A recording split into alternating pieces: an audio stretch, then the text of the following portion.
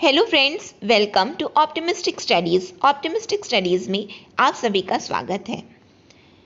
हाल ही में खबर है कि CGABEO की वैकेंसी आने वाली है।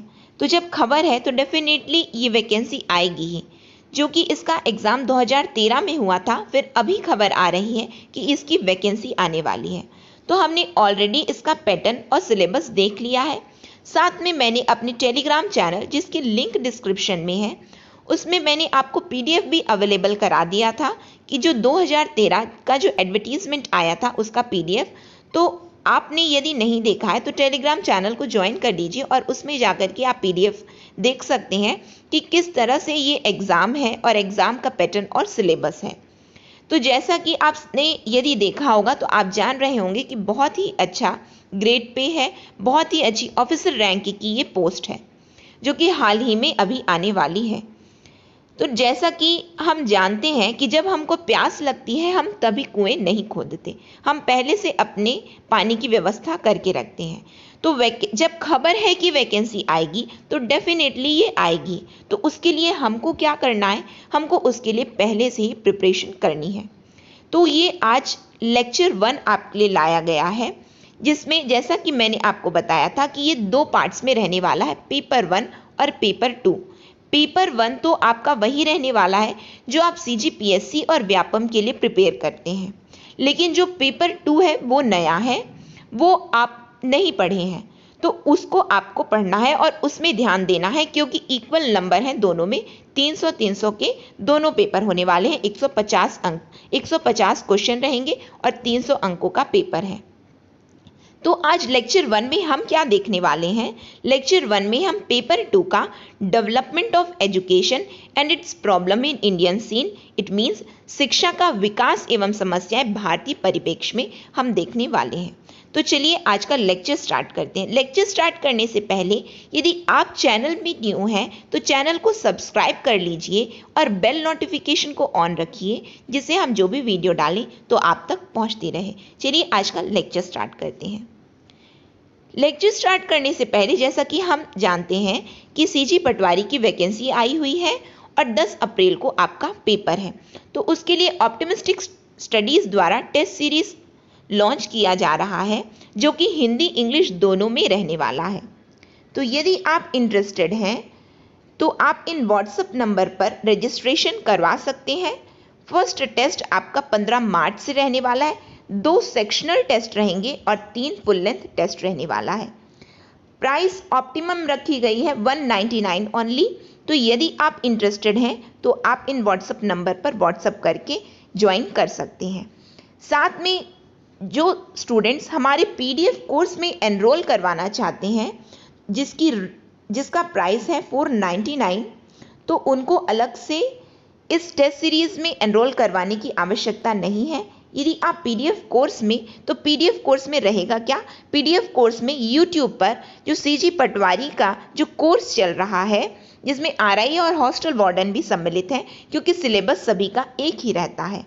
तो उसकी जो प्रिपरेशन करवाई जा रही है आपकी YouTube चैनल पर, तो उसका PDF आपको अवेलेबल करवाया जाएगा।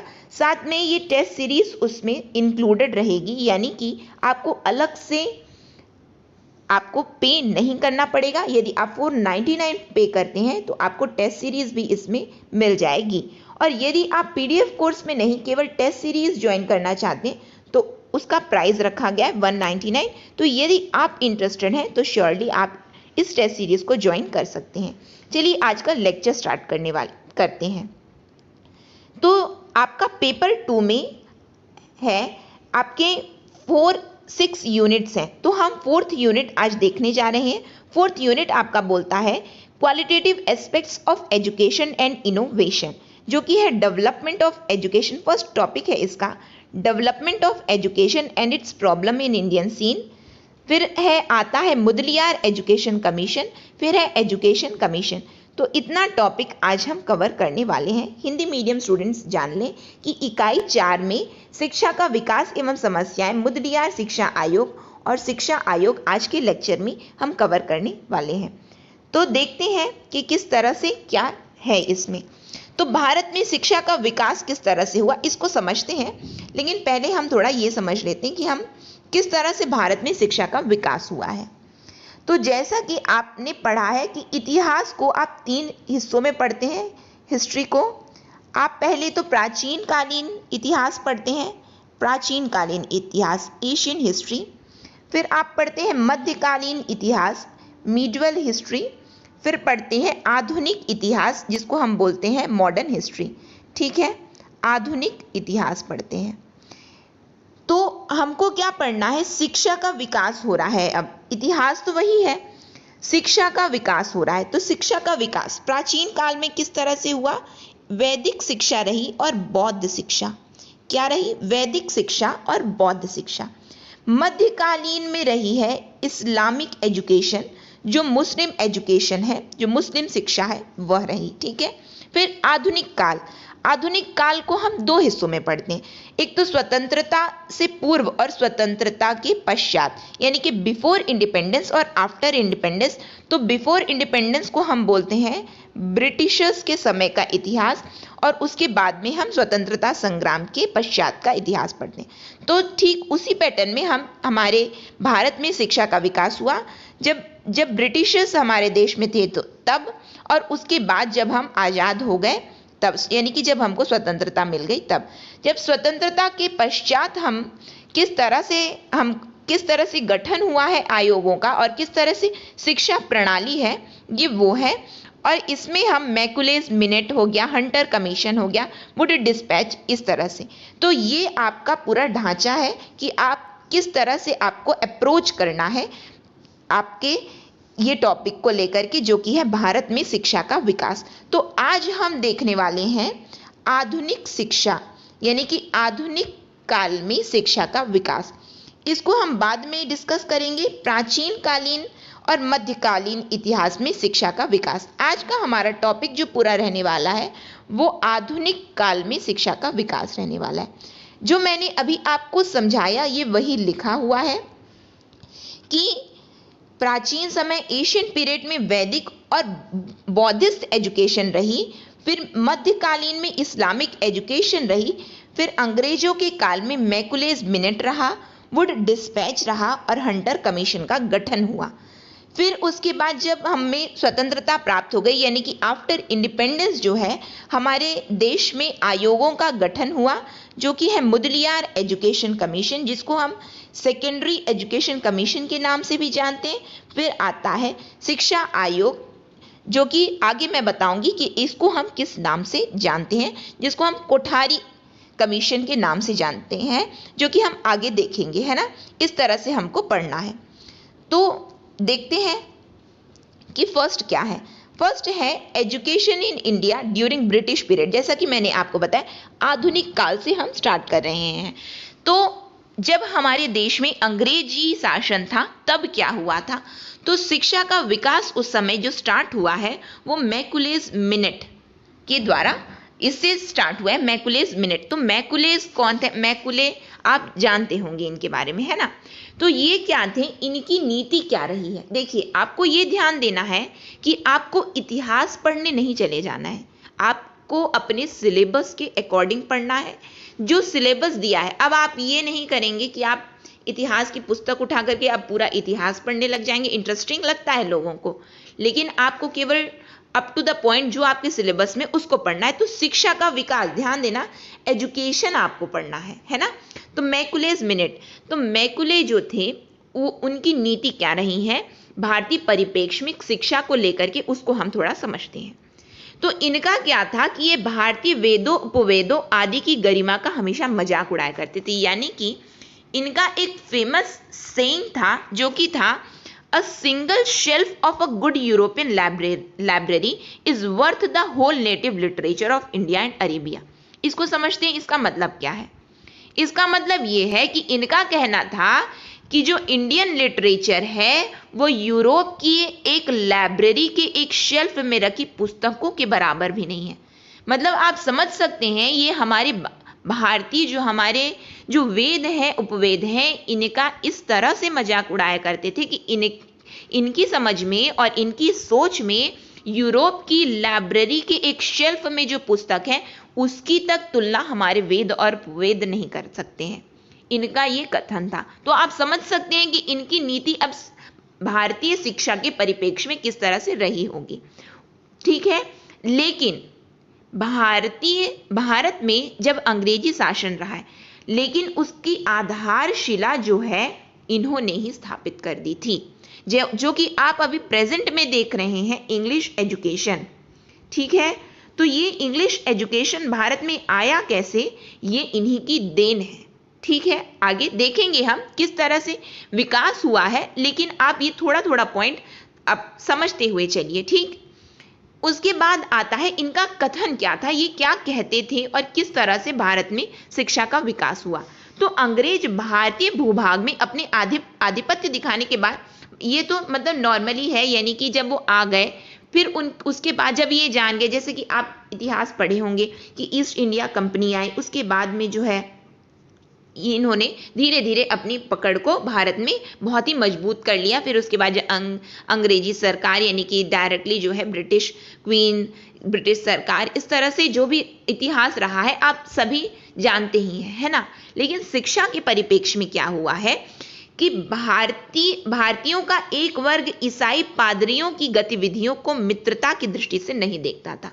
किस तरह से ये पादरियों को नहीं देखता था, तो आप जानते होंगे कि क्रिश्चियन मिशनरीज इंडिया में आई, क्रिश्चियन मिशनरीज आई, और इनका केवल यही उद्देश्य था कि किस तरह से ये क्रिश्चियन एजुकेशन मतलब हम बोल सकते हैं कि किस तरह से ये यूरोप में जो शिक्षा चल रही है उसको ये भारत में लाएं। इनका ये एक ही उद्देश्य था क्रिश्चियन मिशनरियों का। तो क्रिश्चियन मिशनरियों का जब ये उद्देश्य था, तो लेकिन भारतीय लोग उनकी गतिविधियों को मित्रता की दृष्टि से नहीं देखते थे। तो वो क्या करते थे, तो ये तो अंग्रेज भी जानते थे कि ये सब समझ रहे हैं। कौन समझ रहा है, क्या हर कोई समझता था? नहीं, केवल पढ़े लिखे वर्ग इस चीज को समझ सकते थे। तो क्या हुआ था, अंग्रेजों ने अपनी इस योजना को आगे बढ़ाने के लिए धीमी गति से शुरुआत की और 1781 में कलकत्ता मदरसा आरंभ किया। कब ये सब अब यहां से स्टार्ट होता है आपका एमसीक्यू क्वेश्चन, जो आपके एग्जाम में, क्योंकि एग्जाम में आपका तो एमसीक्यू आने वाला है ना, मल्टीपल टाइम ऑब्जेक्टिव क्वेश्चन आने वाला है। तो यहां से आपका स्टार्ट होता है ऑब्जेक्टिव, किस तरह से आपको प्रिपेयर करना है। ये तो केवल एक स्टोरी है, लेकिन कैसे कि 1781 में किस स्थापना की गई, कलकत्ता मदरसा की। ठीक है, फिर क्या हुआ, 1791 में बना है बनारस संस्कृत कॉलेज। क्या बना है 1791 में, बनारस संस्कृत कॉलेज। इस तरह से भारत में शिक्षा की नींव रखी गई, किसके द्वारा, अंग्रेजों के द्वारा रखी गई। ठीक है, तो क्या था इनकी, जिससे वो ये क्यों ऐसा कर रहे थे, जिससे हिंदू और मुसलमानी नेताओं को ये संतुष्ट कर सके, क्योंकि कुछ वर्ग ऐसे थे जो कि इनकी गतिविधियों को समझ रहे थे, क्रिश्चियन मिशनरी के उद्देश्य को समझ रहे थे। इसीलिए तो ये 2 ईयर आपको याद रखना है। पहला है 1781 जो कि कलकत्ता मदरसा की स्थापना हुई, और दूसरा है आपका 1791 जहां बनारस संस्कृत कॉलेज की स्थापना हुई। आगे देखते हैं आगे क्या है। आगे है फिर चार्टर एक्ट, आप सभी जानते होंगे 1813 का चार्टर एक्ट। तो इसमें क्या है कि शैक्षिक नियम लागू करके अंग्रेजों ने भारत में प्राच्य शिक्षा विधि नीति लाने का प्रयास किया। ये प्राच्य शिक्षा विधि क्या होती है, आप जानते होंगे, ओरिएंटल एजुकेशन। क्या होता है ये ओरिएंटल एजुकेशन? ओरिएंटल एजुकेशन क्या होता है उसको समझते हैं। हम जो विदेश है ना, तो हम जैसे कि अमेरिका हो गया, यूरोप हो गया, उसको हम क्या बोलते हैं, ये पाश्चात्य देश है, यानी कि वेस्टर्न कंट्रीज है ना, पाश्चात्यवादी देश है, पाश्चात्य शिक्षा है, ये वेस्टर्न एजुकेशन है, ये वेस्टर्न कल्चर है। तो जो वेस्ट है और हमारा देश क्या कहलाता है, ईस्ट कहलाता है। तो हमारे देश की जो शिक्षा है, जो हमारे यहाँ की शिक्षा है, उसको क्या बोलते हैं हम, प्राच्य शिक्षावादी नीति। ठीक है, जो हमारे देश में चलती है। तो ये किसके द्वारा, इसको बढ़ावा किसके द्वारा दिया गया था, 1813 के चार्टर एक्ट के द्वारा अंग्रेजों ने भारत में प्राच्य शिक्षा विधि नीति लाने का प्रयास किया था, ओरिएंटल एजुकेशन जिसको हम इंग्लिश में बोलते हैं। ठीक, सरकार के विधि सदस्य कौन थे? आप लोग लॉ मेंबर जानते हैं, कौन थे? लॉर्ड मैकुले थे। कौन थे? लॉर्ड मैकुले, है ना, आप पढ़े हैं इसको। लॉर्ड मैकुले, जिन्होंने नहीं पढ़ा है तो उसके लिए मैं बता दे रही हूँ, लॉर्ड मैकुले थे। तो ने क्या किया है? प्राच्य देशी शिक्षा के बजाय, यानी कि ओरिएंटल एजुकेशन के बजाय ये क्या किए थे लॉर्ड मैकुले? मैकुलेज मिनट, अभी मैंने आपको बताया कि उनकी नीति क्या थी, इसीलिए मैंने आपको इंट्रोडक्शन में ही बता दिया कि उनकी सोच क्या थी। तो जब सोच किसी व्यक्ति की वैसी है तो वो क्या करेगा? उसी के अकॉर्डिंग चलेगा। तो उनकी सोच में इंग्लिश सबसे ऊपर है, तो वो क्या किए कि उसके लिए ही बढ़ावा दिए, यानी कि वो पाश्चात्य अंग्रेजी शिक्षा का अपने प्रसिद्ध दस्तावेज में पुरजोर समर्थन। और इनका दस्तावेज क्या है? मैकुलेज मिनट। क्या कहलाता है? मैकुलेज मिनट कहलाता है। ठीक है, समझ में आ रहा है? ये है इस तरह से। इसमें इन्होंने क्या किया था कि इन्होंने औपनिवेशिक सरकार के निचले दर्ज के नौकरियों पर रखा जा सके। इसको थोड़ा समझते हैं कि अच्छे से इसको समझना आपके लिए जरूरी है, क्योंकि ये एमसीक्यू के फॉर्म में आ सकते हैं। तो आपको आई होप यहाँ पे क्लियर हुआ होगा कि लॉर्ड मैकुले कौन थे। ये विधि सदस्य यानी कि लॉ मेंबर थे, जो कि क्या लाए? मैकुलेज मिनट लाए, ठीक है। और उसमें इन्होंने क्या किया था? इन्होंने पाश्चात्यवादी अंग्रेजी शिक्षा को अपनाने के लिए पुरजोर समर्थन किया था, यानी कि ये चाहते थे कि हमारे देश में इंग्लिश एजुकेशन, यूरोपियन एजुकेशन आ जाए, वेस्टर्न एजुकेशन आ जाए। इसके लिए ये क्या करते थे कि जो अभी आप देख रहे हैं क्लर्क की पोस्ट देखते हैं, इनका उद्देश्य था कि भारतीय लोगों को इतना एजुकेट किया जाए कि वो क्लेरिकल जॉब कर सकें। ध्यान देंगे आप लोग, वो ऑफिसर रैंक की जॉब नहीं, यानी कि इनको शिक्षित तो करो, लेकिन केवल इतना ही शिक्षित करो कि वो क्लर्क बन सकें, यानी कि हमारे नीचे ही हमेशा कार्य कर सकें। ये वही लिखा हुआ है। एक ऐसे वर्ग को तैयार करना इनका उद्देश्य था जिसे औपनिवेशिक सरकार में निचले दर्ज की नौकरियों पर रखा जा सके, ताकि यहाँ के लोगों पर शासन करने में आसानी हो। समझिए इनकी विचारधारा किस तरह की थी। ये जो क्लेरिकल एजुकेशन हमारे भारत में लाना चाहते थे, उसके अलावा ये हमारे लिए कुछ नहीं करना चाहते थे। ठीक है, आगे देखते हैं। आगे है लॉर्ड मैकुले की सलाह। उस समय जब ये लॉर्ड मैकुले थे तो उस समय कौन था भारत में? जो गवर्नर जनरल थे उस समय थे लॉर्ड विलियम थे। ठीक है, कौन थे? लॉर्ड विलियम थे। तो वो क्या किए थे? लॉर्ड विलियम ने 1837 में अंग्रेजी को सरकारी भाषा का दर्जा दिया, जिसकी वजह से अब सरकारी नौकरियों के लिए अंग्रेजी भाषा अनिवार्य हो गई है। अब प्रेजेंट, यानी कि जैसा कि इंग्लिश जो अभी हम पढ़ रहे हैं, ये कौन लाया सबसे पहले? इसका प्रस्ताव किसने दिया? फर्स्ट थिंग आपको जो याद रखना है, फर्स्ट थिंग लॉर्ड मैकुले। ठीक है, कौन? लॉर्ड मैकुले, जो कि लॉ मेंबर थे, विधि सदस्य थे।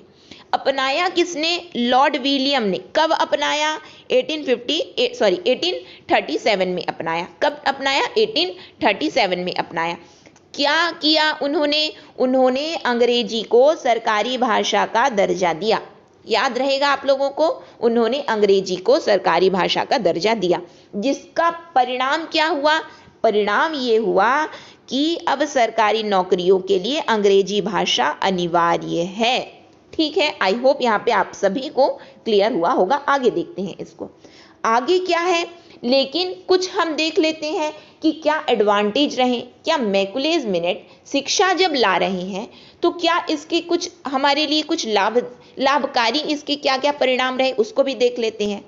तो क्या हुआ, हमारे देश में मैकुलेज मिनट जब आया तो उसका परिणाम ये निकला, जो कि हम इसके पक्ष में अभी देख रहे हैं। ठीक है, ये निकला कि हमारे देश में इंग्लिश स्कूल की स्थापना हो सकी। ठीक है, जो भी अंग्रेजी स्कूल है, साथ में अंग्रेजी माध्यम से शिक्षा जो है आगे बढ़ सके, यानी कि सबसे फर्स्ट थिंग इंग्लिश स्कूल की स्थापना हो सकी।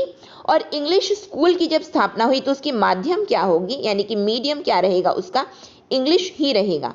फिर उसके बाद रहा प्रपोजिशन ऑफ फिल्ट्रेशन थ्योरी, निस्यंदन का सिद्धांत।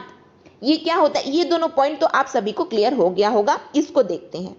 फिल्ट्रेशन थ्योरी क्या होती है इसको हम थोड़ा डिस्कस करते हैं कि निस्यंदन का सिद्धांत यानी कि डाउनवर्ड फिल्ट्रेशन थ्योरी यदि आपसे पूछता है एग्जाम में कौन लाया, तो मैकुले लाए हैं।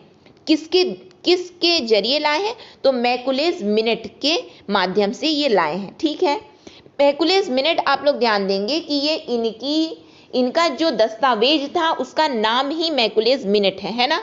ये यानी कि कोई समय को नहीं बता रहा है, मिनट यानी दस्तावेज का नाम है जो मैकुले के द्वारा लाया गया है। तो निस्यंदन का सिद्धांत क्या होता है उसको हम थोड़ा समझ लेते हैं। तो अंग्रेजों ने शिक्षा के प्रसार को सरल एवं सुविधा युक्त बनाने की दृष्टि से इसे तात्कालिक शिक्षा नीति में सिद्धांत स्वीकार कर लिया गया। इसको हम थोड़ा समझेंगे, लेकिन क्या है उसको पहले देखते हैं।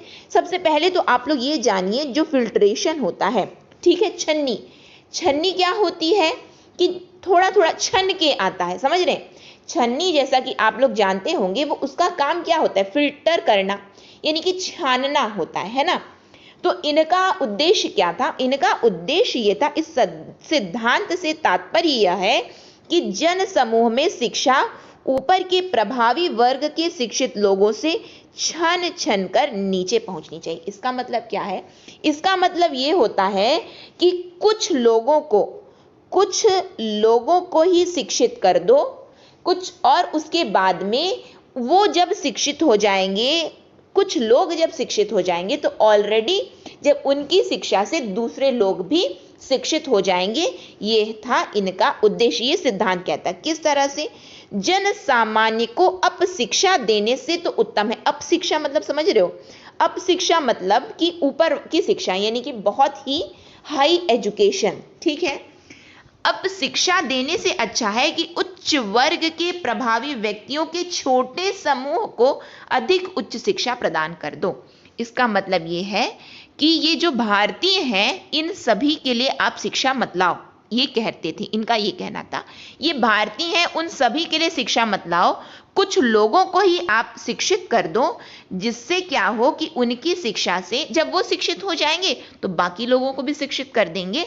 ये डाउनवर्ड फिल्ट्रेशन थ्योरी बोलता है, यानी कि आपको क्या करना है, शिक्षा ऊपर दो, नीचे अपने आप पहुंच जाएगी, ये बोलता है डाउनवर्ड। आपको याद यहाँ पे क्या रखना है, आपको ये सिद्धांत क्या कहता है इसको थोड़ा याद रख लेना है कि बस आप छन्नी, कुछ चीजें आपको सुन के भी याद होती हैं।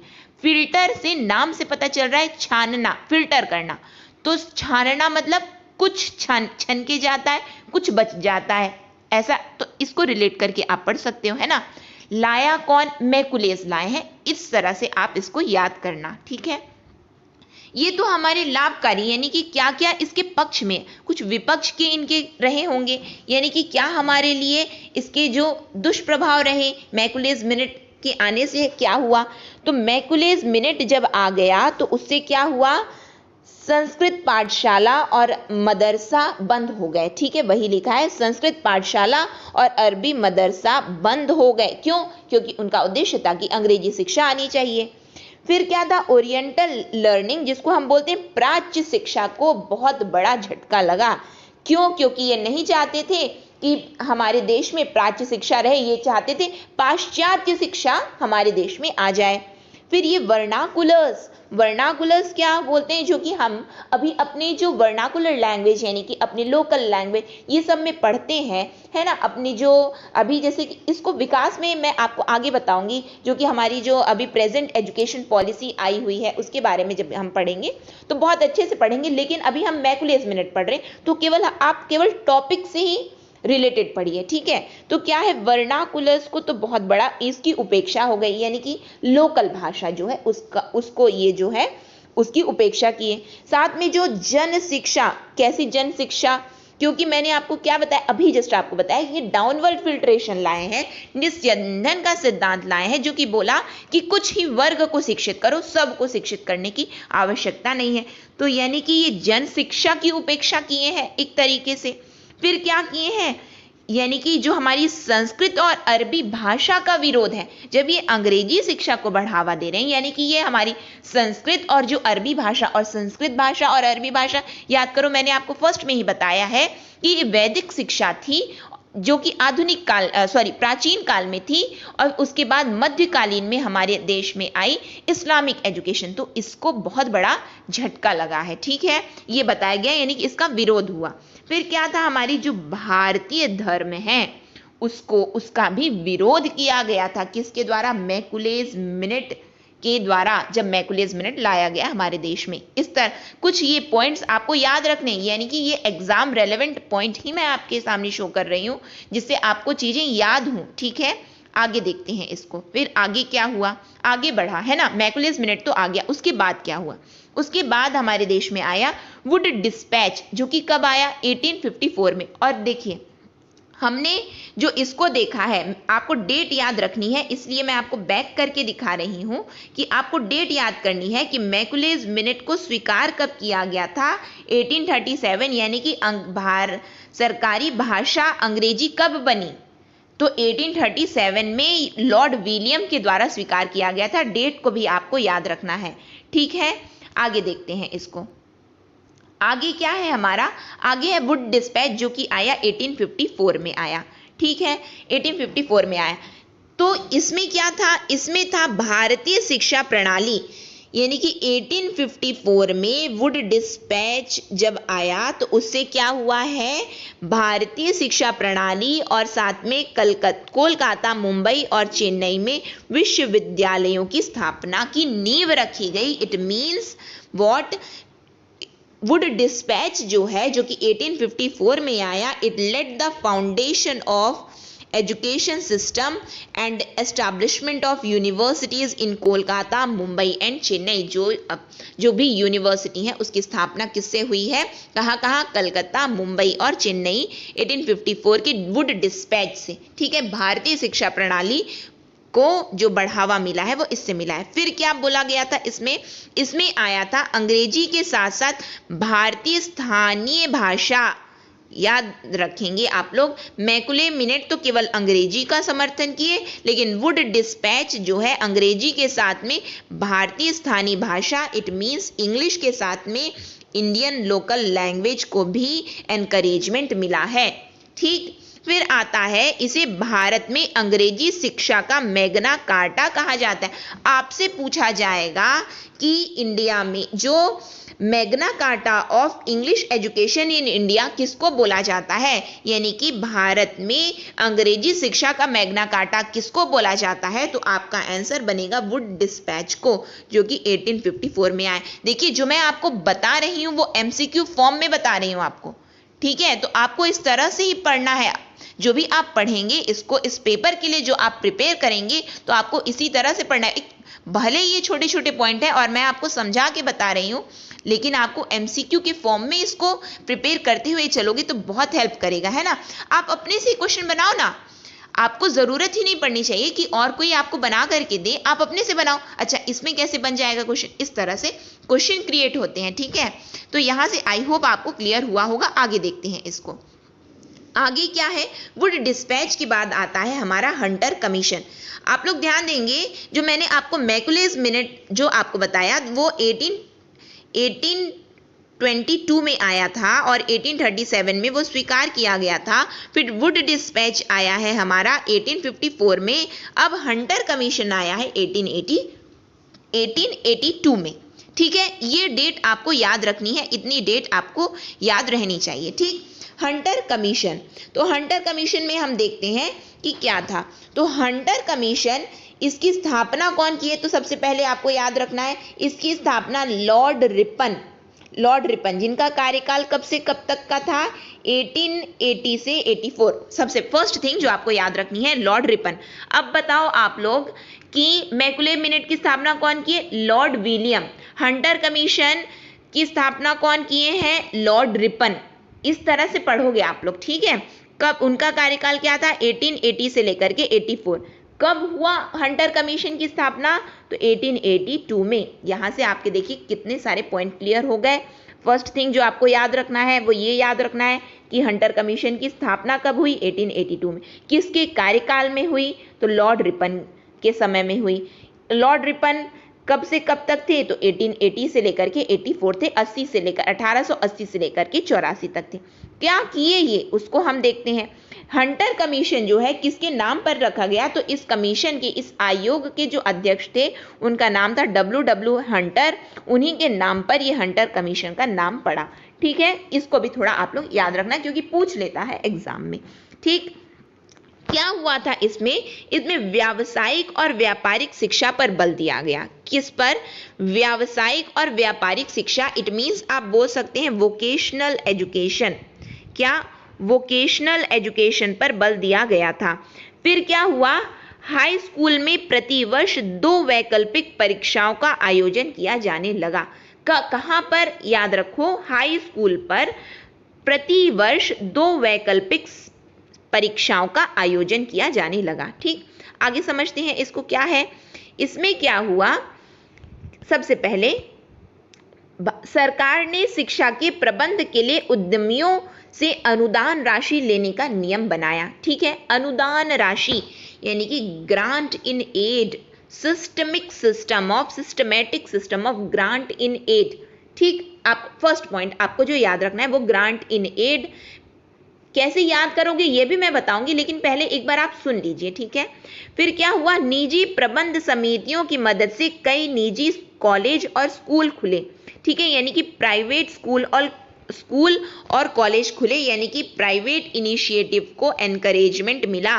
ठीक, प्राइवेट जो अभी हम प्रेजेंट में देख रहे हैं कि जो प्राइवेट स्कूल और कॉलेज हैं वो किसकी देन है? हंटर कमीशन की देन है। ठीक, फिर क्या हुआ, साथ में mother tongue should be the medium of instruction at the primary stage. ध्यान दो, प्राइमरी स्टेज में जो प्राथमिक शिक्षा हमको दी जाती है, ठीक है, यानी कि अभी जो उसको बाद में आप सोचना, यानी कि प्रेजेंट एजुकेशन से रिलेट करना आप बाद में, लेकिन जो इसमें है वो क्या है, मदर टंग को, यानी कि ये क्या किए थे याद करो, जब मैंने आपको बताया कि वुड डिस्पैच से ही चालू हो गया कि अंग्रेजी को तो समर्थन दो, साथ में जो भारतीय शिक्षा है, जो भारतीय लोकल लैंग्वेज को भी बढ़ावा दो, तो उसी को आगे बढ़ाते हुए हंटर कमीशन भी क्या किए हैं कि प्राथमिक जो शिक्षा है तो ऐसा करते हैं कि भारतीय लोगों को उनकी जो मदर टंग है, मातृभाषा में दिया जाए, इसका प्रावधान हंटर कमीशन ने किया है।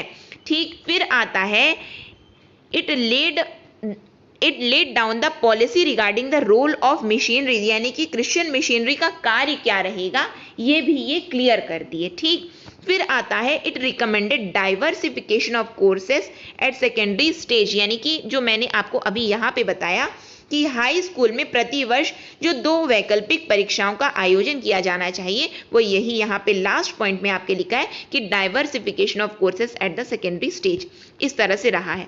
थोड़ा इसको और डिटेल में समझते हैं। तो फर्स्ट पॉइंट हमारा ये बोलता है, आप लोग ध्यान से सुनिए, है ना।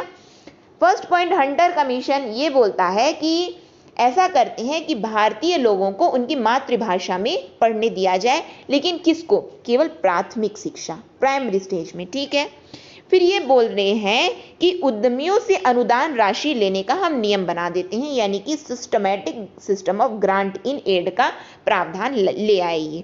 फिर क्या किए कि हम एक काम करते हैं कि प्राइवेट कॉलेज यानी कि निजी कॉलेज और स्कूल खोल देते हैं, यानी कि प्राइवेट इनिशिएटिव को ये एनकरेज किए हैं। ठीक, साथ में इंडिजीनियस सिस्टम ऑफ एजुकेशन किसमें सम्मिलित हो जाता है? इंडिजीनियस यानी कि भारतीय शिक्षा प्रणाली को बढ़ावा देना इंडिजीनियस सिस्टम ऑफ एजुकेशन कहलाता है। ठीक, फिर आता है हमारा, ये क्या किए हैं कि जो भी क्रिश्चियन मिशनरी का कार्य है उसको ये पूरी तरह से उसके लिए पॉलिसी बना दिए हैं। फिर क्या किए, ये किए हैं कि हाई स्कूल में प्रतिवर्ष 2 परीक्षाओं का आयोजन हो, यानी कि जो सेकेंडरी स्टेज में डाइवर्सिफिकेशन ऑफ कोर्स कर दिए हैं। ठीक, इतना पॉइंट आपको आई होप क्लियर हुआ होगा।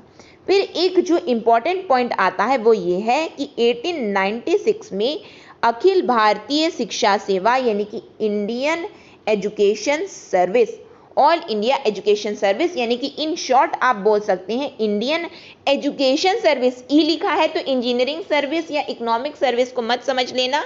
ई मतलब यहाँ पे है इंडियन एजुकेशन सर्विस, भारतीय शिक्षा सेवा। कब आया पूछा जाएगा तो आपको ईयर याद रखना है, 1896 में। ठीक है, फिर क्या हुआ आरंभ किया गया, जिसमें क्या होता था, इंग्लैंड में ये आयोजित की जाती थी, ठीक, की जाने वाली परीक्षा के माध्यम से नियुक्ति होती थी। कहाँ आयोजन होता था? फर्स्ट याद रखोगे, इंग्लैंड में, ठीक। यहाँ क्या होता था, भारतीयों के लिए भी तो खुली थी, लेकिन क्या होता था, अधिकांश भारतीय इंग्लैंड क्या उस समय इंग्लैंड जाने में हर कोई सक्षम था? तो आप दिमाग लगाइए, नहीं थे। तो क्या होता था, असमर्थ थे भारतीय। ये क्या किए, बहुत ही चालाकी, जैसे कि आप पढ़े होंगे कि किस तरह से अखिल भारतीय, जो कि ऑल इंडिया सर्विस आई हुई है हमारे देश में, है ना, जो कि अभी प्रेजेंट में आईएएस जो आईपीएस की पोस्ट है, उसका पहले आयोजन ही तो वहां होता था, इंग्लैंड में होता था, है ना। तो सिमिलरली जो शिक्षा सेवा आई है, तो उसका आयोजन भी इंग्लैंड में होता था, लेकिन हर भारतीय वहां जाने में समर्थ नहीं था। तो इसका मतलब इनडायरेक्टली ये बोलते थे कि भारतीय शिक्षा सेवा में जो है केवल जो यूरोपियंस हैं वही रह सकते हैं। आप समझिए इनका उद्देश्य क्या है। ये हमको तो दिखाते थे कि हम आपके लिए कर रहे हैं, लेकिन ये करते तो सब अपने लिए थे। ये पूरी तरह से आप अभी तक के जो भी मैंने आपको बताया आप समझ गए होंगे, या फिर आपने इतिहास पढ़ा है तो आप बहुत अच्छे से इससे अवगत होंगे। ठीक है, आगे देखते हैं। साथ में ये क्या किए कि आयोग ने सरकार को, यानी कि हंटर कमीशन ने सरकार को महिला शिक्षा, विमेन एजुकेशन पर जोर देने को कहा। याद रखेंगे, फर्स्ट टाइम जो है किसी कमीशन ने यदि विमेन एजुकेशन की बात की है तो वो है हंटर कमीशन, जो कि 1882 में आया। 1882 में आया। किसके समय पे आया? तो लॉर्ड रिपन के समय पे आया। तो इनडायरेक्टली आप बोल सकते हैं कि हंटर कमीशन का गठन लॉर्ड रिपन ने किया, और हंटर कमीशन के जो अध्यक्ष थे उनका नाम था William Wilson Hunter, in short WW Hunter. नाम भी याद रखना, विलियम विल्सन हंटर। ठीक है, आगे देखते हैं हम इसको। आगे क्या है हमारा? आगे आया हारतोग कमेटी। ठीक है, क्या आया? हारतोग कमेटी, जो कि पहले तो सबसे पहले कुछ चीज याद करो तो उसका डेट याद कर लो, क्योंकि डायरेक्टली ऐसे ही क्वेश्चन आते हैं आपके एग्जाम में। ठीक है, आप प्रीवियस ईयर क्वेश्चन उठा करके देखेंगे तो आपको पता चलेगा कि इस तरह से ही क्वेश्चन फ्रेम आपको जानते हैं। ये एग्जाम फर्स्टली जो ये अच्छा एग्जाम क्यों है उसका कारण है। देखिए, जो आपका ACF आया ना, तो उसमें बहुत सारे स्टूडेंट्स ऐसे हैं जैसे कि कॉमर्स बैकग्राउंड हो गया, आर्ट्स बैकग्राउंड हो गया, तो उनको क्या दिक्कत हो जाती है कि उनके लिए उनका साइंस, मैथ्स ये सब स्ट्रांग नहीं होता है ना। लेकिन ये जो एग्जाम है आपका, जो कि है ABEO, है ना, ये ऑफिसर रैंक की पोस्ट है। साथ में आप ये समझिए कि यदि किसी को मैथ्स अच्छे से नहीं बनता है, साइंस में दिक्कत है, ठीक है, तो उनके लिए तो ऐसा है, तो ऐसा नहीं है कि मैथ्स के स्टूडेंट कट जाएंगे, नहीं, ऐसा बिल्कुल नहीं होने वाला है कि मैथ्स के स्टूडेंट कट रहे हैं, नहीं। इसमें आपको ये समझो कि आप तो ये पढ़े हो, इतिहास तो पढ़े हो, बस आपको इसमें थोड़ा सा और मेहनत कर लेना है, आपका बहुत आसानी से ये एग्जाम क्लियर हो सकता है। और ग्रेड पे भी इसकी बहुत अच्छी है, तो आपको इसकी कीमत को समझना है कि ये एग्जाम आपके लिए कितना इंपॉर्टेंट है, आपको ये समझना है। ठीक है, ये समझो इसको, क्योंकि आपको केवल सिंपली केवल इसको पढ़ना है, सॉल्व नहीं करना है। तो ये ना समझे इंजीनियरिंग बैकग्राउंड के स्टूडेंट और मैथ्स बैकग्राउंड के स्टूडेंट की मैम बोल रही हैं कि यानी कि हमारे लिए तो बिग चांस नहीं, बिल्कुल ऐसा बिल्कुल मेरा कहना नहीं है। आप लोग के लिए भी बहुत अच्छा है, लेकिन बहुत से स्टूडेंट्स ऐसे होते हैं जिनको मैथ्स में दिक्कत होती है, तो मैं उनके लिए बता रही हूँ। लेकिन इंजीनियरिंग बैकग्राउंड हो गया और या फिर साइंस बैकग्राउंड जो है, उनके लिए भी ये बिग अपॉर्चुनिटी जैसा ये एग्जाम आ रहा है, क्योंकि इतने साल बाद आ रहा है। ठीक है, आगे लेकिन हम देखते हैं तो कब है ये हारतोग कमेटी। हारतोग कमेटी का गठन कब हुआ? तो 1929। कब? 1929 में हुआ। ठीक, इसमें क्या था? इस हारतोग कमेटी एक ऐसी कमेटी थी जिसका गठन साइमन कमीशन ने 1929 में शिक्षा के क्षेत्र में सुधार हेतु सुझाव देने के लिए किया था। याद रखो, साइमन कमीशन, आप सभी ने पढ़ा है साइमन कमीशन। ठीक है, साइमन कमीशन 1927। इसका गठन, अब हारतोग कमेटी का गठन कब हुआ है? हारतोग कमेटी का गठन हुआ है 1929 में। किसने किया है यदि पूछता है? ये एक कमेटी है, तो इसका गठन किसने किया? इसका गठन किया है साइमन कमीशन ने। कब किया? 1929 में किया। तो जब नाम है से पता चल रहा है हारतोग कमेटी, तो इसके अध्यक्ष कौन रहे होंगे? हारतोग। ठीक, फिर क्या इसमें था, क्या उसको समझते हैं। इसमें था अधिकांश विद्यार्थी जो पहली कक्षा में प्रवेश लेते थे, चौथी पांचवी कक्षा तक पहुंचते पहुंचते क्या करते थे वो पढ़ाई बीच में छोड़ देते थे। तो ये कमेटी का उद्देश्य क्या था कि कोई भी बच्चे यानी कि जो चौथी पांचवी में पहुंचते पहुंचते अपनी शिक्षा को आधा छोड़ देते हैं, तो इस अपव्यय को रोकने के लिए ये सरकार को सुझाव दे कि हम क्या करें ऐसा जिससे बच्चे अपनी एजुकेशन को कंटिन्यू रखें। ये इसका पॉजिटिव पॉइंट है। ये यहाँ पे आया हारतोग कमेटी का गठन किस लिए किया गया कि जो स्कूल एजुकेशन, जो आपने एडमिशन ले लिया, फर्स्ट क्लास पढ़ लिए लेकिन बीच में छोड़ दिए, तो ये उसके लिए इनका मूल उद्देश्य ये था। ठीक है, आगे देखते हैं। आगे क्या है, इस कमेटी ने क्या किया? माध्यमिक शिक्षा में औद्योगिक और वाणिज्यिक विषयों पर जोर दिया। किस पे? औद्योगिक और वाणिज्यिक विषयों पर। यानी कि जो अभी कॉमर्स है ये किसकी वजह से आया है? हारतोग कमेटी। किसकी वजह से नहीं, ये तो रिकमेंडेशन ही है।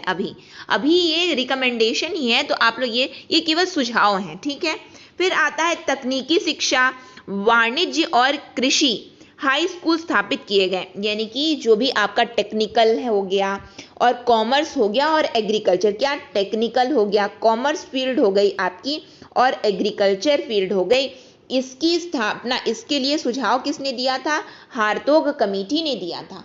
ठीक है, याद रहेगा आप लोगों को। आगे देखते हैं। आगे क्या है आपका? Sergeant plan. ठीक है, क्या? Sergeant plan. तो पहले आपको मैंने क्या बताया कि पढ़ोगे कैसे? पहले तो ईयर याद कर लोगे। 1944 में आया सर्जेंट प्लान। ठीक है, ये क्या था कि देखो हमारे भारत में 1935 गवर्नमेंट ऑफ इंडिया एक्ट 1935 आया। ठीक, भारत सरकार अधिनियम 1935 आया। ये क्या किया था, आपने पढ़ा होगा इसको, है ना।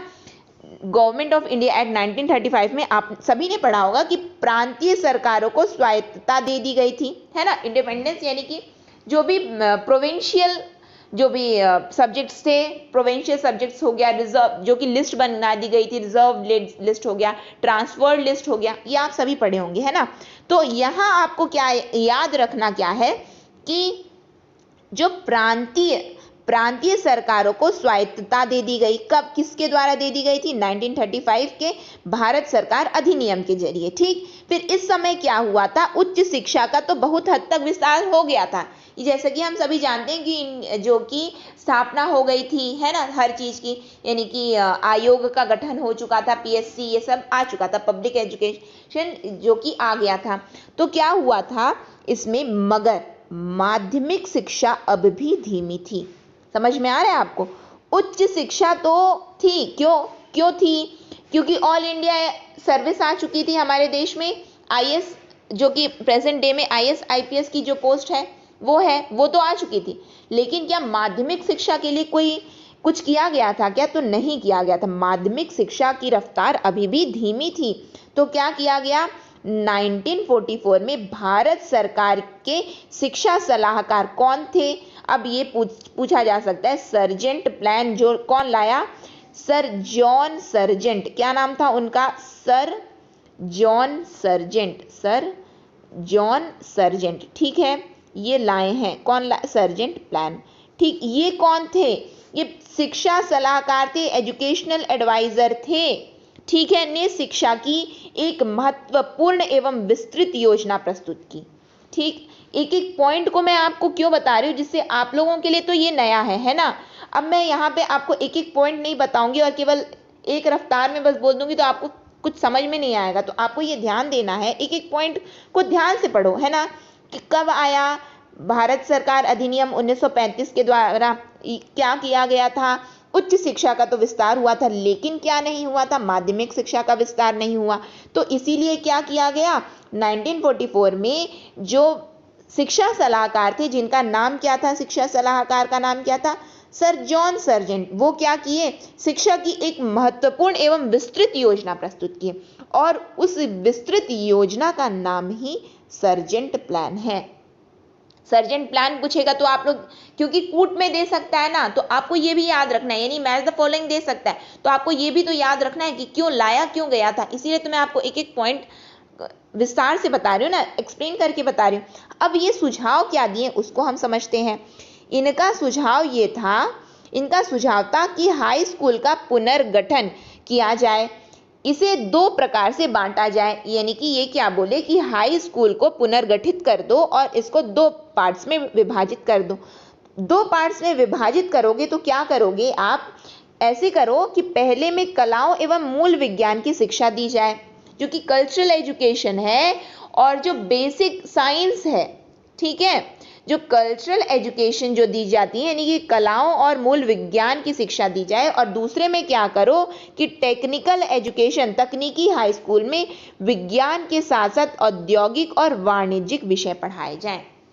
समझो यहां से आप लोग क्या बोले, ये कि हाई स्कूल की शिक्षा देखो आया कैसे, अभी जस्ट हमने यहाँ पे मैंने आपको बताया था कि हाई स्कूल को दो प्रकार से बांट दो बोले हैं, ठीक है, हाई स्कूल को दो प्रकार से बांट दो, ये कौन बोला है, अभी जस्ट हमने यहाँ पे मैंने आपको बताया है, हंटर कमीशन ने बताया कि हाई स्कूल में वैकल्पिक दो परीक्षाएं होनी चाहिए। समझो इस बात को कि 1882 में जब हंटर कमीशन आया तो वही ये सुझाव दिया था कि हाई स्कूल में दो परीक्षाओं में बांट दो।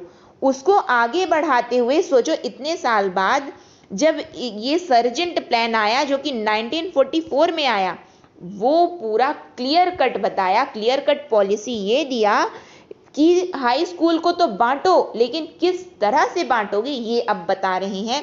क्या बता रहे हैं उसको हम समझते हैं थोड़ा। उसको ये बोले कि हाई स्कूल को तो बांटो, लेकिन कैसे बांटोगे, पहले पार्ट में आप ऐसे करो कि कलाओं और मूल विज्ञान की शिक्षा दो, यानी कि जो भी कल्चरल एजुकेशन है, ठीक है, जो कि कल्चरल एजुकेशन है उसको, और बेसिक साइंस जो है मूल विज्ञान, इसको पढ़ाओ आप, ठीक। फिर दूसरे पार्ट में आप क्या करो, दूसरे पार्ट में ऐसा करो कि टेक्निकल एजुकेशन, यानी कि जो भी टेक्निकल है, यानी कि आप जो मैथ्स फील्ड जिसको हम बोल सकते हैं पर्टिकुलरली, जैसे साइंस बैकग्राउंड है ना, तो विज्ञान के साथ में आप ऐसे करो कि औद्योगिक और वाणिज्यिक विषय यानी कि कॉमर्स, ये सुझाव दिए कि अभी तक तो आप लोग साइंस को ध्यान दिए हो, तो कॉमर्स कहाँ जाए, तो वाणिज्यिक को लाओ। तो ये दो पार्ट यहां से आपको क्लियर होना चाहिए कि वाणिज्य पहले नहीं था, वाणिज्य के लिए प्लान कौन ला रहा है, अब प्लान ला दिए हैं, कौन लाया है, तो वो प्लान लाए हैं सर जॉन सर्जेंट लाए हैं कि कॉमर्स भी होना चाहिए। आप टेक्निकल एजुकेशन तो दे रहे हो, साथ में कॉमर्स भी पढ़ाओ। आई होप इतनी बार बोलने पे आपको क्लियर हुआ होगा, है ना। फिर क्या बोले, ये 6 से 11 वर्ष तक के बालक बालिकाओं के लिए व्यापक, ठीक है, व्यापक क्या करो, निःशुल्क एवं अनिवार्य शिक्षा की व्यवस्था, यही फिर आपकी राइट टू एजुकेशन में कन्वर्ट होगी। ये देखिए आधारशिला रखी जा रही है। फिर आफ्टर इंडिपेंडेंस क्या होगी, यानी कि स्वतंत्रता के बाद आयोगों का गठन होगा, फिर इनके सुझावों पे ही वो विचार विमर्श करेंगे, फिर अलग से कमीशन बैठाएंगे, फिर बोलेंगे सुझाव दो, फिर यही सुझाव आधारशिला। आपने पढ़ा होगा कि भारतीय सरकार यानी कि गवर्नमेंट ऑफ इंडिया एक्ट 1935, भारतीय सरकार अधिनियम 1935 ही हमारे देश की संविधान की आधारशिला है, क्योंकि बहुत सारे सुझाव वहां से लिए गए हैं। सिमिलरली शिक्षा का जो विकास हो रहा है वो अंग्रेजों के समय से ही चालू हो गया था, जो कि पूरी तरह से अभी उसका रिजल्ट दिख रहा है, ठीक है। तो व्यापक शिक्षा के लिए इन्होंने सुझाव दिया। फिर क्या बोले, ये 11 वर्ष से 17 वर्ष की उम्र तक के लिए 6 वर्षों की शिक्षा की व्यवस्था की जाए। क्यों की जाए, याद रखो क्या करते थे कि बच्चे थोड़ा सा पढ़ के छोड़ देते थे, यानी कि पहली दूसरी पढ़े फिर आगे पढ़ते ही नहीं थे। तो ये क्या किए, पहले तो ये बोल दिए, पहले तो फर्स्ट थिंग यदि कुछ करना है तो करो कि निःशुल्क दो, फ्री एजुकेशन दो, साथ में उसको व्यापक बनाओ, व्यापक नहीं बनाओगे तो कहाँ से लोग पढ़ने आएंगे, पता ही नहीं चलेगा कि आप निःशुल्क शिक्षा दे रहे हो तो कहाँ से पढ़ने आएंगे। ठीक है, फिर क्या किए कि आप ऐसा करो कि 6 वर्षों की शिक्षा की व्यवस्था करो, और वो 6 वर्ष कहाँ से गिने जाएंगे, याद रखेंगे आप लोग कि सर्जेंट प्लान में जो 6 वर्ष की जो शिक्षा की व्यवस्था है वो 11 से 17 वर्ष तक की है। यदि आपने मुझसे फूड इंस्पेक्टर का यदि आपने पढ़ा होगा तो आप समझ रहे होंगे कि जो मैंने आपको एमसीक्यू प्रैक्टिस के समय और जब मैंने आपको पूरा पढ़ाया है तो एमसीक्यू फॉर्म में आया, एमसीक्यू फॉर्म में आपको बताया है और उसी तरह से क्वेश्चन फ्रेम होते हैं और उसी तरह से एग्जाम में आते हैं। तो आपको एक एक पॉइंट ध्यान देना है यहाँ पे। ठीक है, तो ये इस तरह से हुआ। फिर क्या था, इंटरमीडिएट कक्षाओं तक की पढ़ाई हाई स्कूलों में हो और स्नातक स्तर पर 3 वर्ष का पाठ्यक्रम हो। अब देखो कॉलेज, जो कॉलेज की एजुकेशन अभी तक क्या कर रहे थे, हाई स्कूल, लेकिन कहीं पे कॉलेज का बात आया, स्नातक स्तर की शिक्षा आई, कहीं पे नहीं आई। उच्च शिक्षा तो बोल दिए, यानी कि ये डायरेक्टली इंडियन एजुकेशन सर्विस की बात कर दिए, अखिल भारतीय सेवा की बात कर दी, यानी कि ऑल इंडिया सर्विस की बात कर दिए थे, उच्च शिक्षा की बात किए, लेकिन कहीं पे ये स्नातक की बात नहीं किए। तो स्नातक सर्वप्रथम यदि किसी ने बात किया है तो वो सर्जेंट प्लान ने, जो कि 1944 में आया था, जो कि सर जॉन सर्जेंट, जो कि भारत सरकार के शिक्षा सलाहकार थे। ठीक, याद रहना चाहिए आप लोगों को। तो ये क्या किए, इंटरमीडिएट कक्षा तक की पढ़ाई तो हाई स्कूल में कराओ, लेकिन साथ में 3 साल के लिए स्नातक स्तर की भी पाठ्यक्रम का आप आयोजन करो, यानी कि ऐसी कुछ व्यवस्था बनाओ। ठीक, फिर क्या बोले, ये कॉलेज में प्रवेश संबंधी नियम निर्धारित किए जाएं तथा देश में एक राष्ट्रीय नवयुवक आंदोलन आरंभ किया जाए। मोस्ट इंपॉर्टेंट थिंग, भारत में एक राष्ट्रीय नवयुवक आंदोलन आरंभ किया जाए।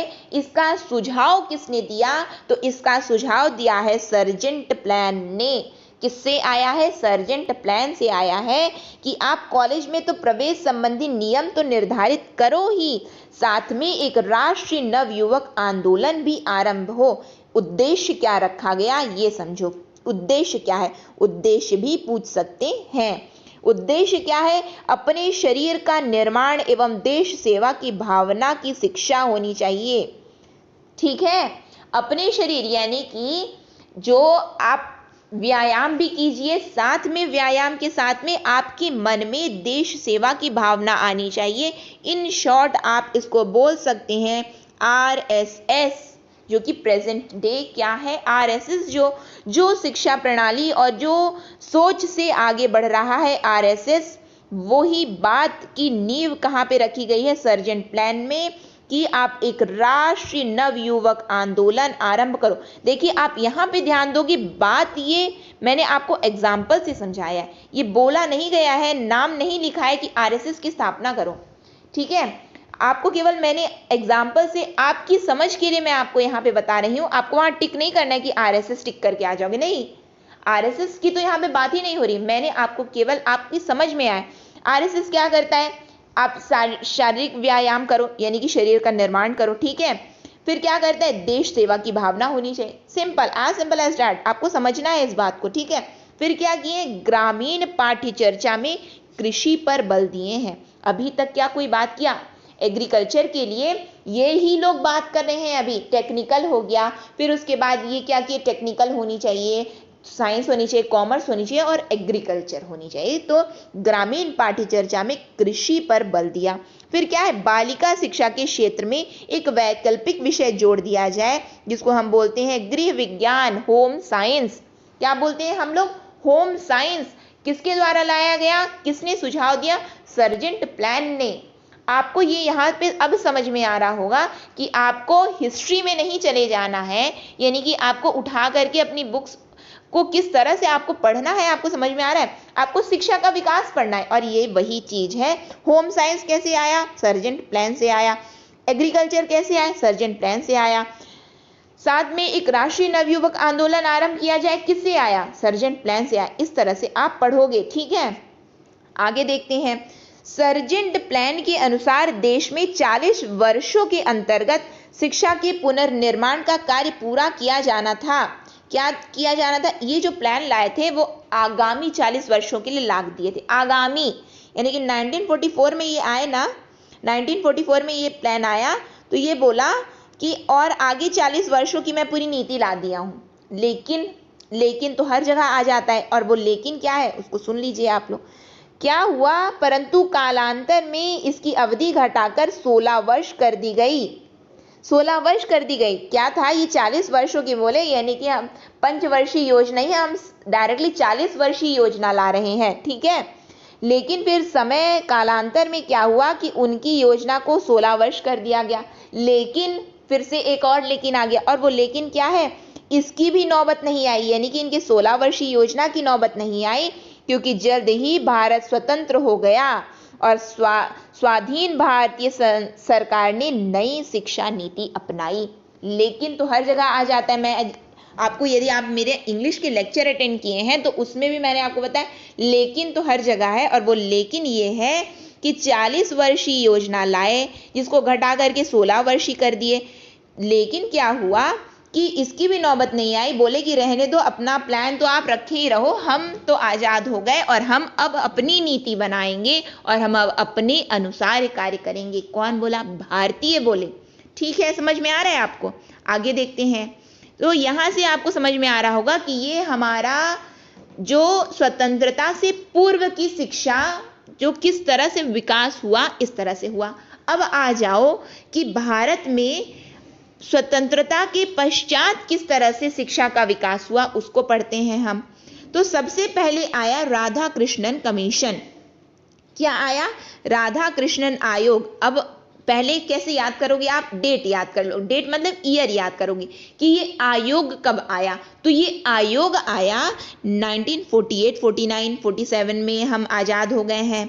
तो अब ये आयोग का गठन कब हुआ है? ये इसका आया है 48, 49 में आया। ठीक, अब ये क्या बोलता है उसको हम पढ़ते हैं, है ना। स्वतंत्रता मिलने के तत्काल पश्चात भारत सरकार का ध्यान शिक्षा की तरफ गया। ठीक है, राधाकृष्णन कमीशन ने क्या कहा? ये किसकी अध्यक्षता में थी? नाम से आपको पता चल रहा है कि डॉक्टर सर्वपल्ली राधाकृष्णन के अंतर्गत की अध्यक्षता में कब गठन हुआ? नवंबर 1948 में। डेट याद रख लो। डेट कैसे याद रखोगे? नवंबर 1948।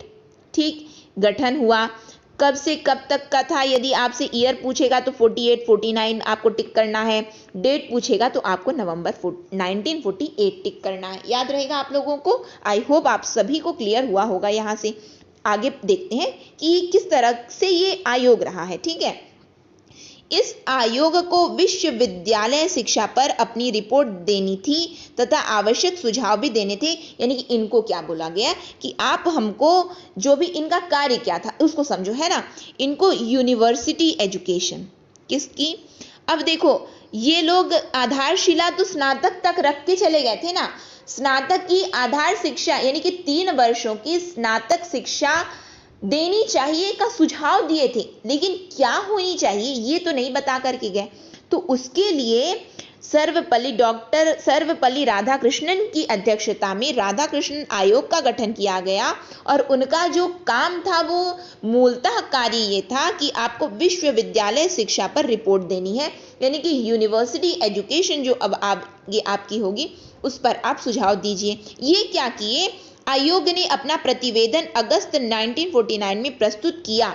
आपको कैसे याद करोगे आपको वो बताया जा रहा है। ठीक है, तो सबसे पहले तो आपको आई होप 48, 49 याद हो गया होगा।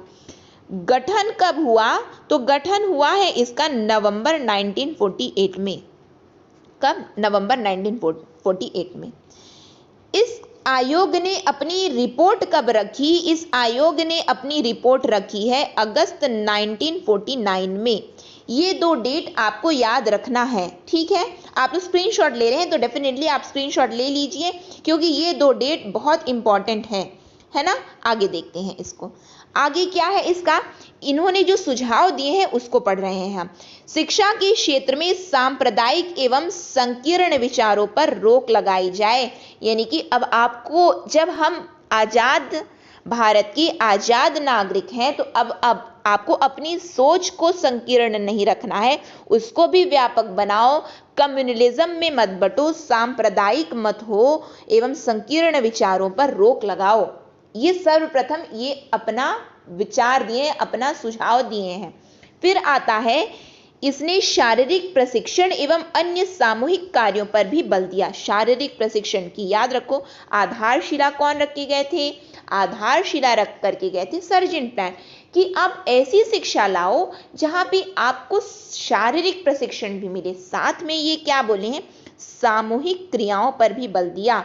सामूहिक क्रिया यानी कि सोशल एक्टिविटीज जो होती हैं हमारे यहाँ, उस पर भी इन्होंने सुझाव दिया, सोशल एक्टिविटीज। ठीक है, फिर आता है आपका नेक्स्ट पॉइंट आता है, आयोग ने इस बात पर विशेष जोर दिया कि माध्यमिक स्तर पर, कहा माध्यमिक स्तर पर ही सामान्य शिक्षा के अलावा भौतिक वातावरण से पूर्ण परिचय के अतिरिक्त भौतिक तथा शारीरिक विज्ञान, फिजिकल एंड जो भी फिजिकल एक्टिविटीज होती हैं, यानी कि फिजिकली आप फिट रहो, ठीक है, फिजिकल, भौतिक तथा शारीरिक विज्ञान के मूल सिद्धांत की जानकारी दी जाए।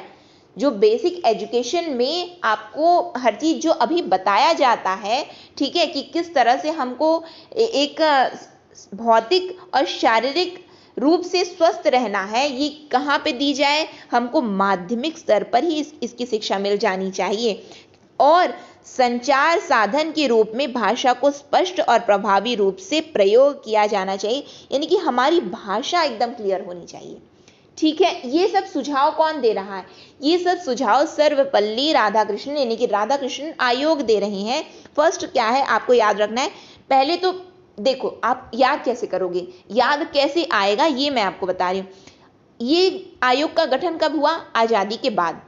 आजादी के बाद हुआ, आजाद देश के आजाद नागरिक, तो विचार कैसे करना है, क्या संकीर्ण रखोगे आप लोग? नहीं। आप क्या सांप्रदायिक रहोगे? नहीं। तो बस उसके विपरीत लिख दो, यानी कि ये क्या बोले, सांप्रदायिक एवं संकीर्ण विचारों पर रोक लगाओ। फिर जब हम आजाद हैं, हम अपने अनुसार हम अब जी सकते हैं, तो जब अपने अनुसार जी सकते हो, तो अभी तक तो गुलामी की जंजीरों में बंधे थे, तो अब तो शरीर पर ध्यान दो, अपने ऊपर ध्यान दो, यानी कि शारीरिक प्रशिक्षण और अन्य सामूहिक क्रियाएं करो। जब आप सामूहिक क्रियाएं कब करोगे? जब आप संकीर्ण विचारधारा से बाहर निकलोगे, जब आप सांप्रदायिक सोच से बाहर निकलोगे, तब आप क्या करोगे? सामूहिक कार्य करोगे। वही इन्होंने कहा, या रिलेट करके पढ़ना है आपको, है ना। फिर क्या बोले ये बोले कि हम स्नातक तक तो बाद में पहुंचेंगे, यानी कि इनका कार्य क्या था? यूनिवर्सिटी एजुकेशन पर सुझाव दो। स्नातक तक तो बाद में पहुंचना, लेकिन माध्यमिक स्तर पर तो सीख लो कि किस तरह से आपको भौतिक तथा शारीरिक विज्ञान के मूल सिद्धांत की जानकारी आपको यही हो जानी चाहिए। साथ में संचार, यानी कि संचार साधन जो आपका होना चाहिए, आपकी भाषा स्पष्ट एवं प्रभावी होनी चाहिए। ठीक है, लैंग्वेज पर ध्यान दो अपने। फिर आता है स्नातक पाठ्यक्रम की अवधि 3 वर्ष होनी चाहिए, यह इसी आयोग का सुझाव था। देखो, जब कार्य इनका यूनिवर्सिटी एजुकेशन के लिए है, तो एग्जैक्ट सुझाव यदि किसी ने दिया, तो किसने दिया है? किसने दिया? स्नातक पाठ्यक्रम 3 वर्ष का होना चाहिए। आप क्या टिक करना है? राधाकृष्णन आयोग ने। आधारशिला किसने रखी थी? लेकिन इसका याद करो, मैंने आपको सर्जेंट प्लान में बताया, क्या विदेशी, जब हमारा संविधान नया बन रहा है, तो हम उनसे सीखे हैं, समझ में आ रहा है, हम उनके सुझाव को, लेकिन बनाए क्या है? हम अपना हर चीज बनाए हैं। तो देखो ये कहाँ से, ये दिमाग कहाँ से लिए? सर्जेंट प्लान से लिए हैं। ठीक है, फिर आता है विद्यार्थियों के लिए पर्याप्त छात्रवृत्तियों की व्यवस्था। देखो, छात्रवृत्ति की व्यवस्था किसने चालू किया है? तो छात्रवृत्ति की व्यवस्था, यानी कि जो स्कॉलरशिप है, स्कॉलरशिप जो है वो किसने स्टार्ट किया? राधाकृष्णन आयोग ने। फिर आता है शिक्षकों की विभिन्न श्रेणियां हो, जैसे कि प्राध्यापक हो गए, व्याख्याता हो गए, शिक्षक हो गए, प्रवाचक हो गए। ठीक है, यानी कि प्रिंसिपल, जैसे कि आप अभी जाते स्कूल में हो गया, कॉलेज में हो गया, तो वहां पे क्या सभी रहते हैं ना, प्रिंसिपल रहते हैं, लेक्चरर्स रहते हैं, प्रोफेसर्स रहते हैं, असिस्टेंट प्रोफेसर रहते हैं, इस तरह से डिवीजन है। तो सिमिलरली लाया कौन, जब यूनिवर्सिटी के लिए इनको सुझाव देना तो वहीं के लिए तो लाएंगे। फिर क्या बोले, विश्वविद्यालय पूर्व यानी कि प्री यूनिवर्सिटी 12 वर्ष का अध्ययन, 12 वर्ष का अध्ययन यानी कि स्कूल एजुकेशन की बात कर दिए, यानी कि ओवरऑल ये 12+3 की बात कर रहे हैं। समझ में आया, 12+3। आपको ये याद रखना है, अभी ये KG1 KG2 यानी कि PP1 PP2 के बारे में नहीं, किसके बारे में, 12+3 यानी कि आता है आपका प्री यूनिवर्सिटी 12 वर्ष का अध्ययन और 3 वर्ष का स्नातक पाठ्यक्रम होना चाहिए। किसने दिया है सुझाव, राधाकृष्णन ने सुझाव दिया है। आगे देखते हैं, आगे आता है विश्वविद्यालयों में परीक्षा दिनों के अतिरिक्त, अपडेट बता रहे हैं कितने दिनों के, है ना, विश्वविद्यालयों में परीक्षा दिनों के अतिरिक्त कम से कम 180 दिन पढ़ाई होनी चाहिए। कितने दिन याद रखोगे, डायरेक्टली MCQ में आएगा कि राधाकृष्णन आयोग के अनुसार कितने दिनों की शिक्षा होनी चाहिए, तो 180 दिनों की शिक्षा, ठीक है, जो 11-11 सप्ताहों के 3 सत्रों में बटी होनी चाहिए।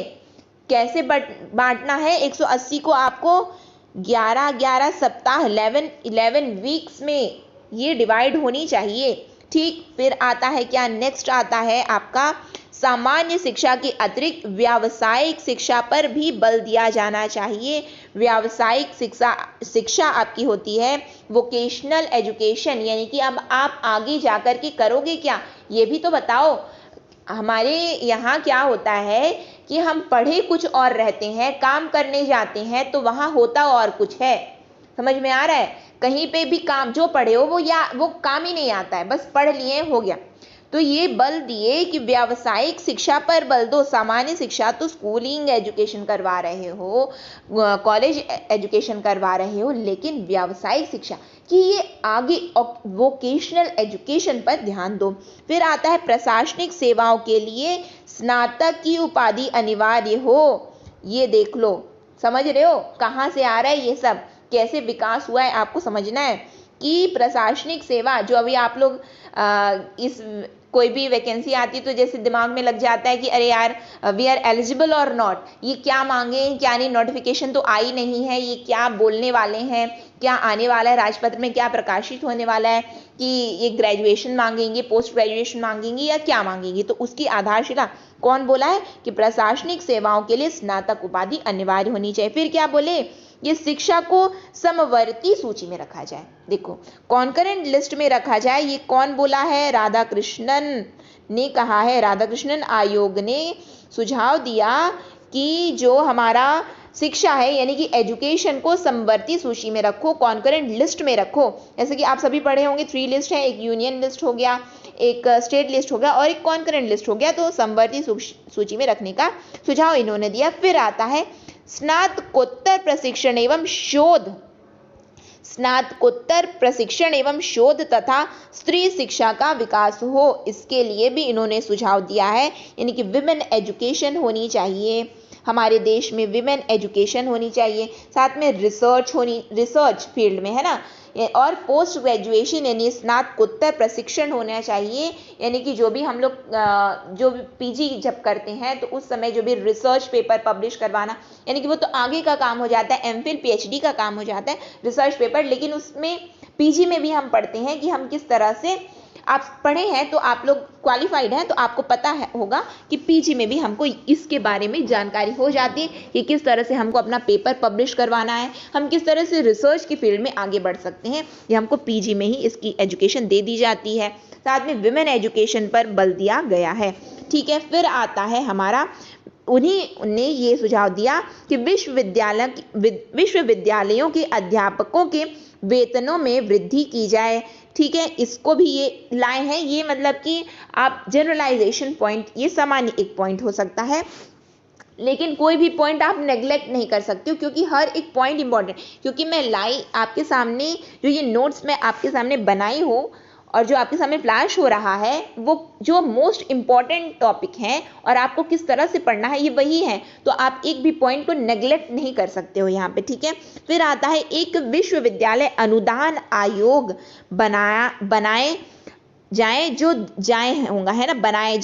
जो देश में विश्वविद्यालय शिक्षा की देखरेख करे। देखिए यहाँ से किसकी आधारशिला रखी जा रही, आपको समझ में आ रहा होगा, विश्वविद्यालय अनुदान आयोग, समझ रहे हो? जो आपके सामने लिखा हुआ है बस वही है ना? सरकार ने राधाकृष्णन आयोग के अनेक सुझावों को स्वीकार किया। जब स्वीकार किए हैं तभी तो अभी प्रेजेंट एजुकेशन ऐसी है, समझ रहे होगे, ठीक है। सरकार का सबसे महत्वपूर्ण कार्य क्या था? महत्वपूर्ण कार्य ये था कि यूनिवर्सिटी ग्रांट कमीशन यूजीसी का गठन किया 1953 में। कब गठन किया है? याद रखना है कि यूजीसी यूनिवर्सिटी ग्रांट कमीशन, जिसको हम बोलते हैं विश्वविद्यालय अनुदान आयोग, का गठन कब हुआ है? 1953 में हुआ है। आई होप आप सभी को यहाँ से क्लियर हुआ होगा। आगे देखते हैं, यूनिवर्सिटी ग्रांट कमीशन के बारे में कुछ इंपॉर्टेंट पॉइंट देख लेते हैं, समझ लेते हैं कि यूनिवर्सिटी ग्रांट कमीशन जो है किसके समय में लाया गया। तो उस समय कौन थे एजुकेशन मिनिस्टर? एजुकेशन मिनिस्टर थे मौलाना अब्दुल कलाम आज़ाद। याद रखोगे आप लोग। यूनिवर्सिटी ग्रांट कमीशन का सुझाव देने वाला आयोग था राधाकृष्णन आयोग, लेकिन यूनिवर्सिटी ग्रांट कमीशन विश्वविद्यालय अनुदान आयोग की स्थापना करने वाले थे मौलाना अब्दुल कलाम आज़ाद, जो तत्कालिक हमारे देश के शिक्षा मंत्री थे। उस समय द देन एजुकेशन मिनिस्टर थे। अब आपसे पूछा जाएगा डेट, ये यूजीसी की स्थापना कब की गई? तो 28 दिसंबर 1953 को, ठीक है। कब? 28 दिसंबर 1953 को। आपको डेट भी याद रखना है और मैंने पर्टिकुलरली अलग से इसीलिए यहाँ पे हाईलाइट भी किया है और अलग से लिखा भी है, ठीक है।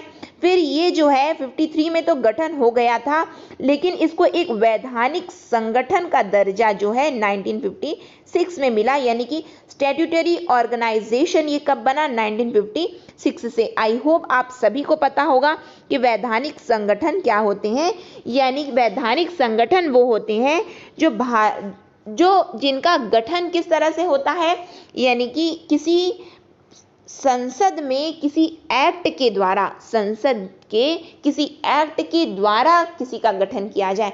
देखिए, ये जो यूजीसी था वो 1953 में बन गया, लेकिन उसको जो है वैधानिक किसी प्रकार का दर्जा प्राप्त नहीं था, तो उसके लिए 1956 में एक बिल लाया गया, बिल को पास किया गया, वो एक्ट बना 1956 का, और उस एक्ट के तहत इसको वैधानिक दर्जा प्राप्त हो गया, यानी स्टैट्यूटरी ऑर्गेनाइजेशन का दर्जा इसको उससे प्राप्त हुआ। ठीक, आई होप आपको क्लियर हुआ होगा।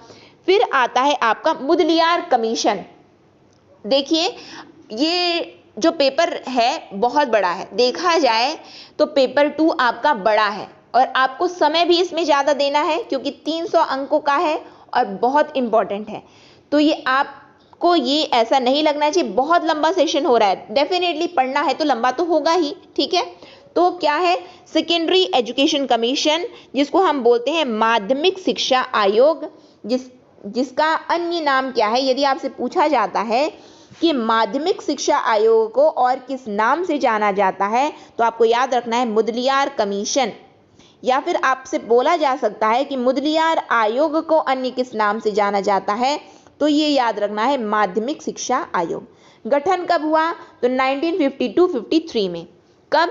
52-53 में इसका गठन हुआ। क्या इसके सुझाव क्या थे उसको हम देख लेते हैं।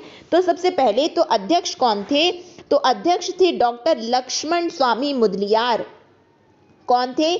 डॉक्टर लक्ष्मण स्वामी मुदलियार। इनकी अध्यक्षता में 1952 में माध्यमिक शिक्षा आयोग का गठन किया गया। इस आयोग का नाम था माध्यमिक शिक्षा आयोग। इसके अध्यक्ष थे डॉक्टर लक्ष्मण स्वामी मुदलियार और उन्हीं के नाम पर इस आयोग का नाम पड़ गया मुदलियार आयोग, ठीक है, मुदलियार कमीशन। फिर ये किस लिए लाया गया था, तो ये लाया गया था, इसका गठन किया गया था जिससे माध्यमिक शिक्षा के ढांचे में सुधार किया जाए। क्या? माध्यमिक शिक्षा के ढांचे में सुधार के लिए इस आयोग का गठन किया गया।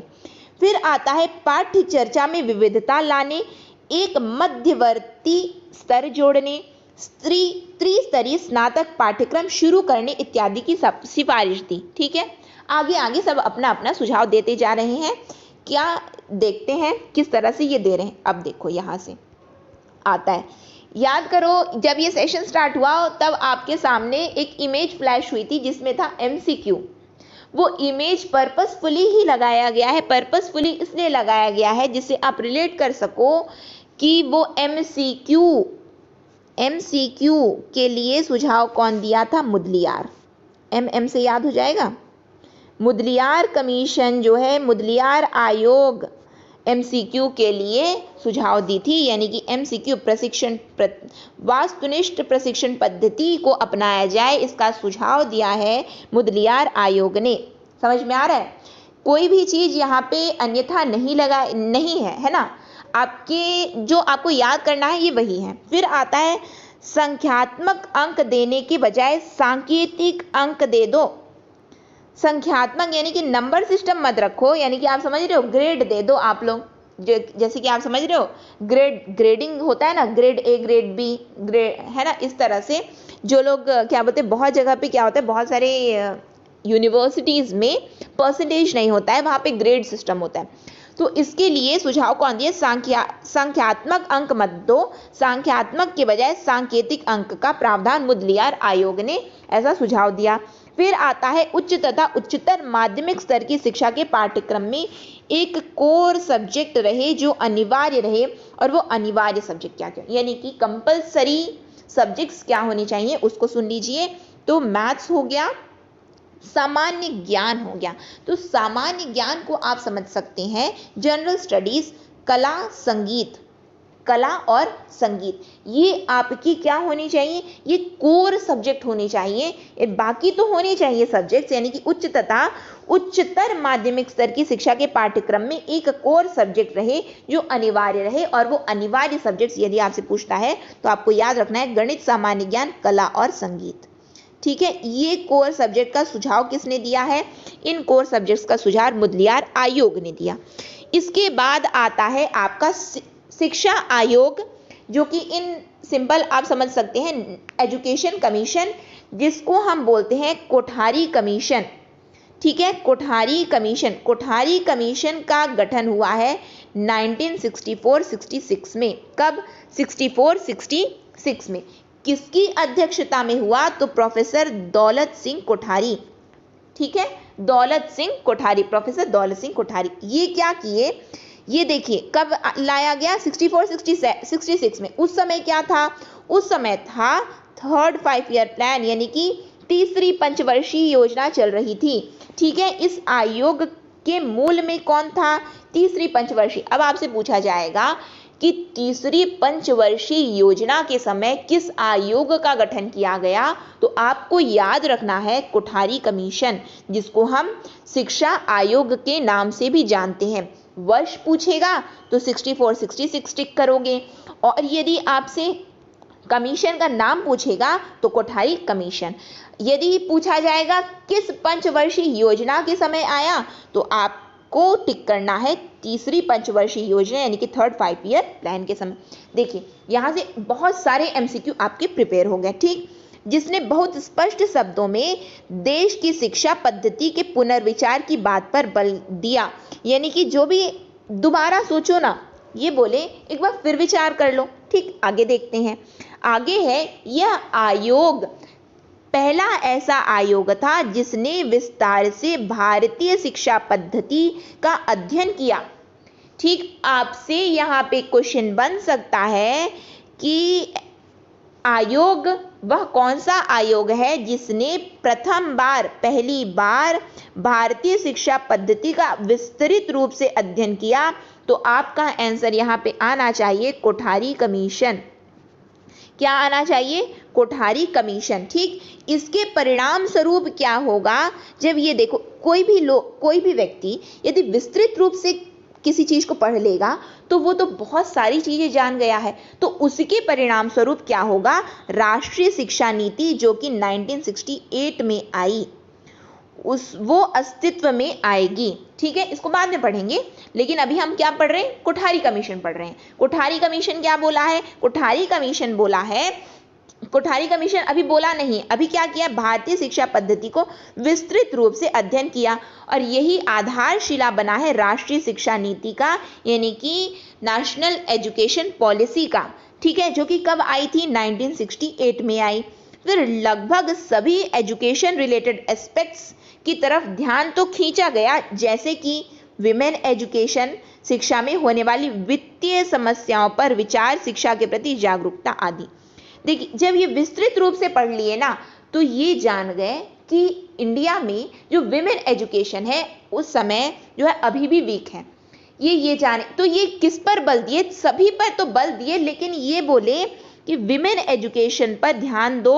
विमेन एजुकेशन पर ध्यान देने के साथ में क्या उसके यानी कि विमेन एजुकेशन के लिए क्या क्या रुकावटें हैं? तो सर्वप्रथम जो रुकावट यदि आती है तो वो वित्तीय समस्या आती है, फाइनेंशियल प्रॉब्लम आती है। तो उसके लिए भी ये क्या किए, जागरूकता के प्रति ये थोड़ा अपना विचार केंद्रित किए थे। ठीक है, और साथ में जो सुझाव दिए हैं वो यही सुझाव दिए हैं कि एक तो हमारे देश में जो आधारशिला रखी जाएगी राष्ट्रीय शिक्षा नीति की, वो कहाँ से रखी गई है? तो आपको याद रखना है कोठारी कमीशन से, जो कि कब आई है? 64-66 में आई है। ठीक है, ये क्या किया है? प्रथम बार यदि किसी ने भारतीय शिक्षा पद्धति को विस्तृत रूप से अध्ययन किया तो वो कोठारी कमीशन था। ये एजुकेशन के सभी एस्पेक्ट्स पर तो ध्यान दिए, लेकिन मूलतः इन्होंने विमेन एजुकेशन, नारी शिक्षा पर ध्यान दिया और नारी शिक्षा पर होने वाली वित्तीय समस्याओं पर विचार किया और उसके प्रति जागरूकता की बात की है। यहाँ पे हमने आपके जो यूनिट 4 का बहुत ही इंपॉर्टेंट सेक्शन को कंप्लीट किया है। ठीक है, आपको इसकी पीडीएफ चाहिए तो आप हमारे टेलीग्राम चैनल, इसकी पीडीएफ को आप हमारे टेलीग्राम चैनल जो कि जिसकी लिंक डिस्क्रिप्शन में है वहां से जाकर के आप इसको डाउनलोड कर सकते हैं, इसकी पीडीएफ को। यदि ये सेशन आपको अच्छा लगा हो तो प्लीज़ लाइक कीजिए, ज़्यादा से ज़्यादा लोगों तक शेयर कीजिए। साथ में यदि आपने अभी तक चैनल को सब्सक्राइब नहीं किया है तो चैनल को सब्सक्राइब कर लीजिए, क्योंकि जो भी एग्ज़ाम रिलेटेड जो भी आपके को भी क्वेश्चन हो, चाहे एग्ज़ाम रिलेटेड कोर्स हो, ये सभी इस चैनल पर डाले जाते हैं। तो आपने यदि